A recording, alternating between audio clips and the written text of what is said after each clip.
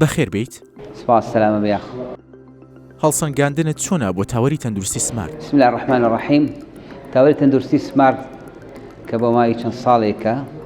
دەستی کردو بەکارکردن بەڕاستی سپاس بەخوا بەخۆشم لێرە کارەکەم سەرماندوێتی کە ڕۆژانە بەرەو پێشەوە چێ ساڵ بەڕە ساڵ پێشەکەی الحەمدولیلا بێگومان کاری مرۆڤ پەرفێکت نییە لە ساسە نوقسانی هەرتیابێ بەڵام بەشەی گشتێکەر بەتایبەتێگەر بەراوردیکەین لەگەڵ سنتەرەکانی تر ناوەندەکانی تر ئەتوانم بڵێم تاوەری تەندروستی سمارتێکە لەوانی کە گەر یەکەم نەبێ لەوانی یەکەمەکانە لە هەنێشتا هەر یەکەمە بێگومان بەڵام لەوانی تریشا بێ لە ئەوائیلەکانە کە گرنگی ئەیە بە مەسلحەتی نەخۆش تایە دەرەجەیەکە و خەدەماتێکی باش پێشکەشەکرێت بە نەخۆشەکان بەتایبەتی یعنی ئەتوانی جاری وا هەیە شوێنگرەوەی لایەنە حکوومیەکانیش بێ تەواوی هەیە مختبەری 24 ساعتی هەیە دەرمانخانەی 24 ساعتیە کە نرخەکانیشیان ئەوەی کە من بزانم گونجاوە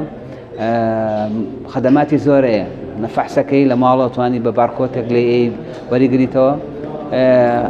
تەواصل لەگەڵ سکرتێرەکانە حجزکردن مراجعەکردن ناردنی فەحسەکان وەڵامانەی دکتۆرەکان چەندین خەدەمات هەیە کە ئەمانە بەڕاستی لە یەکەمەکانە لەگەڵ ئەوەشە ئەو کەس خەڵکانی کە ئیشی تیاکەن هەر لە دکتۆرەکانە بگرین یعنی زۆربەی زۆریان لە دکتۆرەکانن لە هەرە باشەکانن لە شارەکە لە اختصاصە جیاوازەکانی خۆیانە و هەروە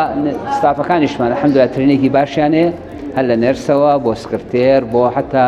پاکردنەوە یعنی بەڕاستی حتا لە ناحیەی پاکردنەوە لە ناحیەی خەدەماتەوە سمارت الحەمدولیلا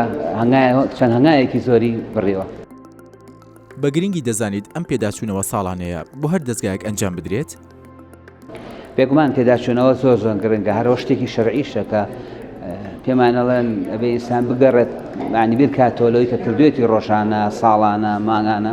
بێگومان بە مؤسسەیەکی گەورەیەوە پێداچوونەوە گرنگە چکن بێگومان و باسمان کرد مرۆڤ چەند پێشکەوتوو بێ ئیلا هەنێ هەڵە دروستە بێت لەو کارکردنا هەنێ مراجعەی پێویستە پێشچوونی پێویستە ئەمە دوم جارە ئەم ئەنوەڵ ڕیڤیوە کرێ ئەم پێداچوونەوەی ساڵانە ئەو ئەم ساڵ کراوە مەسەرەن ئەوی پار شتمان نوقسان بووە زۆربەی زۆر الحەمدولیلا کراوە شتەکان جێبەجێ کراوە ئەمەلمان هەیە ئینشاءڵڵا ئەم دوو ڕۆژەکە خەریک بن لەم ئەنوەڵ ڕیڤیوەیە کە زۆر شت باس کراوە الحەمدولیلا نقاتی پۆزیتیفن بەس هەنێ خاڵیش هەیە پێویستی بە چاکردنی ئینشاءڵڵا بێگومان کای لەسەرە کرێ و چاکەکرێن ئینشاءڵڵا. بۆ دروستکردنی هاریکاری لە نێوان نەخۆشخانە حکومی و تایبەتیەکان پێشنیاری چی دەکەیت؟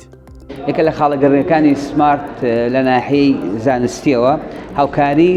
لایەنە حکوومیەکانە بۆ نمونە وەکو پارتنەرێک وایە لەگەڵ کولێ تۆبی سلێمانی کە تەلەبە لێرە توان ترێنین بکار بە ڕسمی چالاکی ئێرە حسێبە لە کولێ تۆ بە هەمان کات سمارت محاولەی کردووە ترێنین و دەورەکە بە تەلەبە بە چەندین کەس کە لێرە توانن پاشان لە کارتە حکوومیەکە ئیسفادەی لێ بکەن. خۆی لە ڕاستیە مەعلەسەف یعنی کارتی حکومی نوقسانیان زۆرە لەبەرەوە ئەکرێ ئەم مؤسساتانە ئەو نوقسانانی کە ئەوان هەیە پڕیکەنەوە و ئەکرێت یارمەتینیشە بێ بڵێن تەعاون و پەیوەندی هەبێ لەگەڵیانە تەسەوڕەکەم سمارێکە لەو مؤسسانی کە لە سلێمانێ لە هەمویان زیاتر هاریکاری هەیە لەگەڵ لایەنە حکوومیەکانە.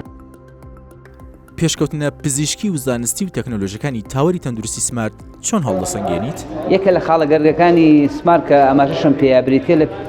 لایەنی زانستی زۆر گرنگی بەلایەنی زانستیان لایەنی توێژینەوە لایەنی پێشکەوتن بەشداریکردن لە دەورەکانە خولەکانە لەوانەی ناو هەرێم ئەوانەی دەرەوەی هەرێم ئەوانەی خارج کە بەردەوام دکتۆرەکان و ستافەکان بەشداریەکەن لەم شتە کە ئەمەش ترینین شتێکی زۆر گرنگە و پێشکەوتنی هەموو دامەزراوەیەک سما لەم ناحەیە الحەمدولیلا بەردەوام و خەریکە بە تایبەتی پزیشکەکانی کە زۆریان بەردەوامن لە ئەپدێتکردنی خۆیان تەنانەت بەرەو سەبسپێڵەتیە ڕۆن یعنی تایبەتمەندێتی زیاتر لە بەشەکانە یعنی لێرە ئێمە چەند نەشتەرگارێکین جەڕاحێکین جیاوازین هەرێکەمان بەشێکی لەش بۆمانی عەمەلیاتیکەین ئێستا بۆ من لێرە عەمەلیاتی خوددا ناکەم عەمەلیاتی شتی تر ناکەم بەڵام من تەنها کۆندامی هەرسو بەشی سەری کۆندامەتیشم وەروەها ئەو برادەرەکانی تریشکامەش بۆ پێشکەوتنی لایەنی زانستی زۆر گرنگە ولا كۆتاییەکەش لە مەسلحەتی نەخۆشایە بێگومان.